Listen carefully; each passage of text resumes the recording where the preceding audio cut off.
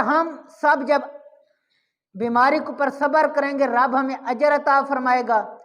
تو اس کے بعد ایک مقام پر یہ بھی ملتا ہے کہ اگر کسی کے گناہ باقی بچ جائیں بیماری کے بعد بھی، تو جب اسے موت آتی ہے تو رب تعالیٰ اس کی موت میں سختی پیدا کر دیتا ہے۔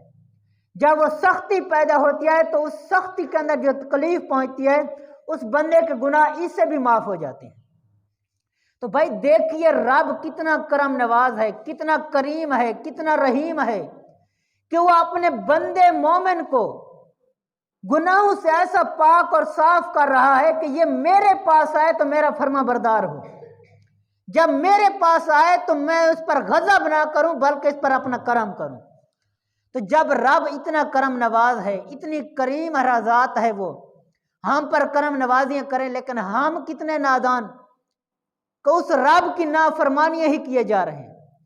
وہ رب ہمارے گناہوں کو مٹا رہا ہے لیکن مومن بندہ اپنے اوپر بوجھ ڈال رہا ہے۔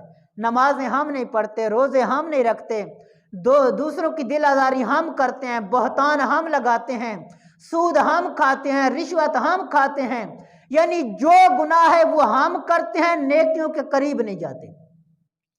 یعنی جو کرنے والے کام ہوتے ہیں وہ نہیں کرتے، جو نہیں کرنے والے وہ ہم کر رہے ہوتے ہیں، یعنی الٹ ہی نظام چلا رہے ہوتے ہیں۔ تو بھائی وہ کام کریں جو کرنے والے ہیں۔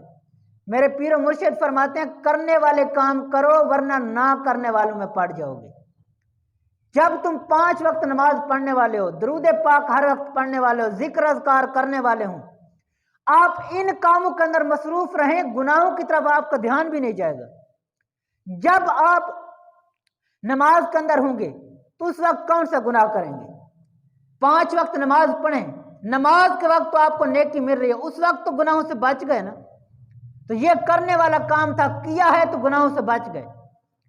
اس کے علاوہ روزے کی حالت میں ہے تو بندے کے اندر حیا پیدا ہوتا ہے، بدنگاہی بھی بندہ نہیں کرتا کہ یار میں روزے سوں، جھوٹ بھی نہیں بولتا کہ بھائی میں روزے سوں، دوسروں کی غیبت بھی نہیں کرتا بھائی میں روزے سوں، اور یہاں تک بھی ہے کہ بندہ دوسروں سے جھگڑا بھی نہیں کرتا، وجہ کیا ہے کہ میں روزے سوں۔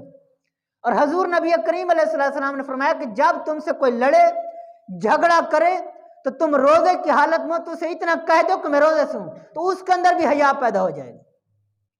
تو یہ پتہ چلا کہ کرنے والے کام بندہ جب کرے تو نہ کرنے والے کاموں سے بندہ بچ جاتا ہے۔ تو اللہ تعالی ہم سب کو شریعت کے مطابق زندگی گزارنے کی توفیق عطا فرمائے اور بیماری کے اوپر صبر کرنے کی توفیق عطا فرمائے، اور مالک کریم جو بیمار ہیں ان کو شفائے کاملہ عطا فرمائے۔